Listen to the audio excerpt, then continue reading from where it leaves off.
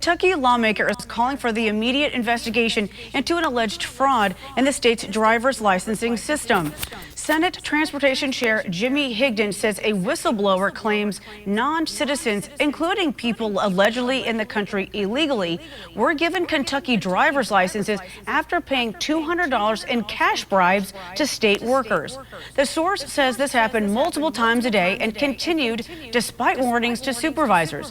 Higdon calls the allegations a betrayal of public trust and says lawmakers will act to ensure it never happens again. State officials have not commented on the allegation. And now we're going to hear from the Democratic Governor, Andy. Let's hear what Governor Andy, the Democrat, has to say about this Kentucky driver's license fraud that has been going on for over 2 years now. Kentucky briefing this afternoon, Governor Andy Beshear addressed allegations that non-citizens paid to get Kentucky driver's licenses. The accusations stem from a former KYTC employee's lawsuit. The governor said state and federal investigators are looking into these claims and holding anyone who violated the law accountable. Ensuring the integrity of state-issued identification is a high priority, and any irregularities are taken seriously and investigated. So the Kentucky Transportation Cabinet regularly reviews credential applications, and during one of their reviews, they identified a number of irregularities, and they have revoked 1,985 credentials. Beshear says to his knowledge, 1,980 credentials. So that is like over almost $400,000. all employees involved in issuing the fraudulent IDs were hired through a temp agency and have since been. Okay, so you all may want to know, how did we get here? How did we uncover the fraud that's happening in Kentucky under Democratic Governor Andy?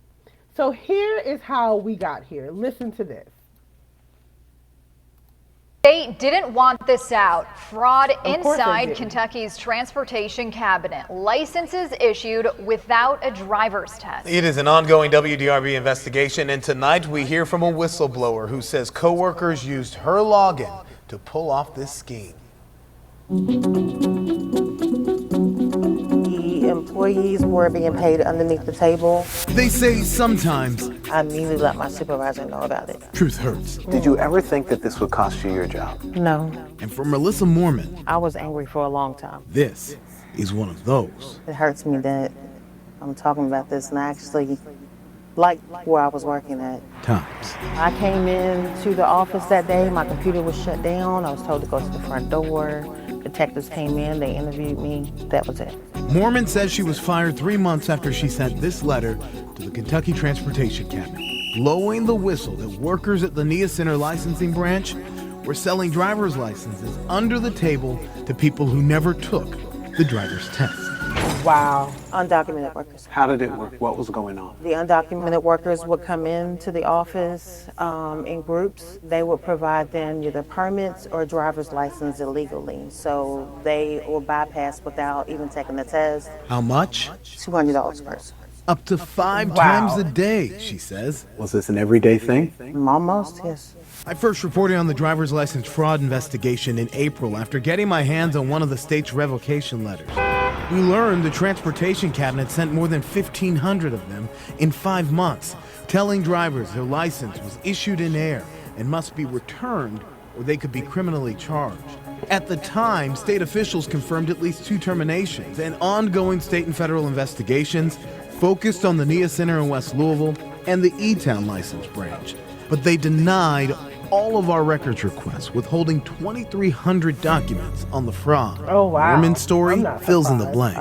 I found out it may have been going on for a couple of years before it was found out. We're told it wasn't as simple as people getting state-issued driver's license or permits without taking the test. She says 2 of her colleagues at the NIA Center approached her with a business venture, asking if she wanted to get in on the scheme. I was asked to bring certain customers in, and they are brought in to me without signing in.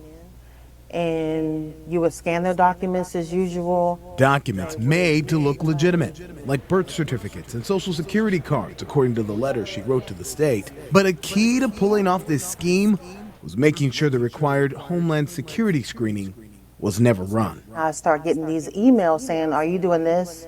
Are you doing this? Are you doing this? And that's where it unraveled. She says those workers were using her login, a password she says her bosses made her share, as all workers at the driver's license branch did not have their own. And Mormon was training to be a supervisor. I'm not even at my desk because I'm doing various duties, or I'm not there for the day. So, things start kind of coming together. I'm like, what's going on? Was it always undocumented workers? Yes, Every time? every time. It does not surprise me. Adrian Trivedi helps people trying to obtain legal status, an immigration attorney for 14 years.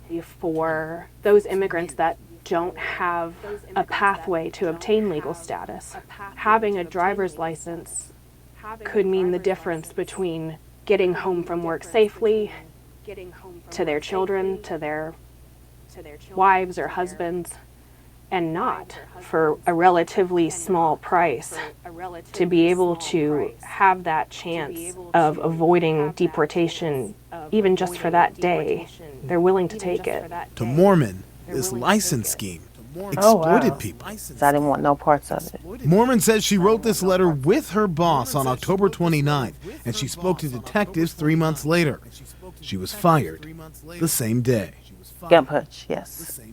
Very hard gut punch. She was 2 years and 3 months onto the job, but she didn't technically work for the state. Mormon was a contractor for Quantum, a staffing agency that Kentucky hired to help fill positions in driver's license branches when they took licensing away from the county clerks. Please record your message. When you have finished recording, you may hang up. Mr. Van Staten, this is Gilbert Coursey from WDRB News. The Michigan-based company did not return our calls or emails. It hung up.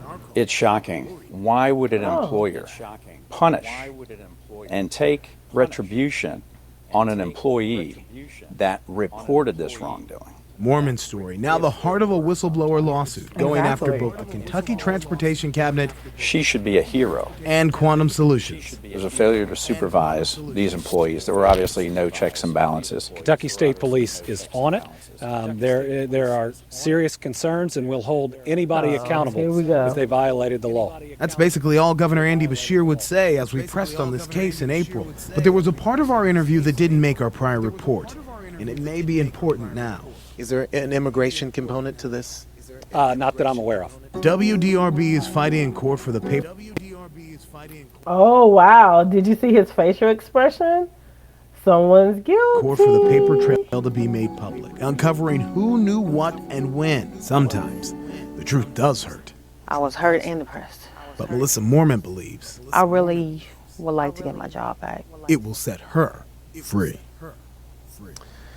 The Transportation Cabinet has a deadline this week to respond in court on why it withheld every single document, 2,300 records.